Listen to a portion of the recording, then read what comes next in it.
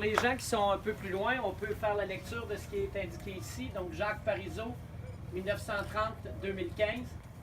Économiste, professeur, haut fonctionnaire, politicien et premier ministre du Québec, Jacques Parizeau compte parmi les plus grands bâtisseurs du Québec contemporain. Jacques Parizeau naît le 9 août 1930 à Montréal. Il étudie au collège Stanislas d'Outremont, puis à l'École des hautes études commerciales de Montréal et HEC. Il poursuit son parcours académique en Europe et obtient un doctorat en sciences économiques de la prestigieuse London School of Economics. De retour au Québec, il enseigne à HEC Montréal de 1955 à 1976, puis de 1985 à 1989. Reconnu comme l'un des acteurs clés de la Révolution tranquille, M. Parizeau œuvre à titre de conseiller économique au sein du gouvernement du Québec de 1961 à 1969.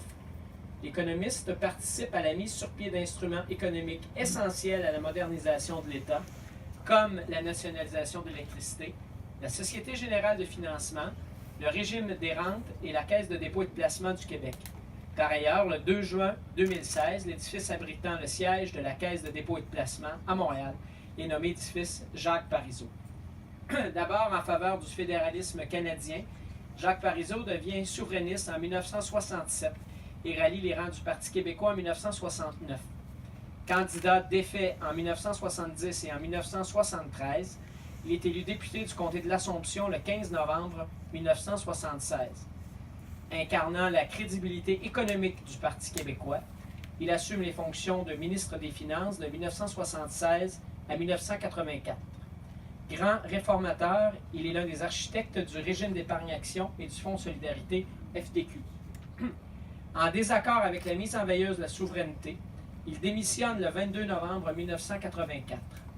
En 1988, il revient en politique et est élu chef du Parti québécois en remettant de l'avant la volonté de faire du Québec un pays.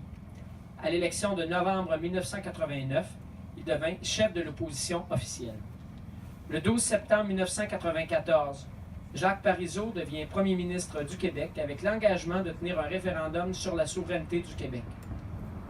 Le référendum a lieu le 30 octobre 1995. L'option du non l'emporte par 50,6% des voix. Le oui est défait par moins de 50 000 voix sur 5 millions de votes exprimés. Un taux de participation record de 94%. Comme il avait clairement indiqué à maintes reprises, Jacques Parizeau annonce, dès le lendemain, sa démission comme premier ministre, député de l'Assomption et président du Parti québécois.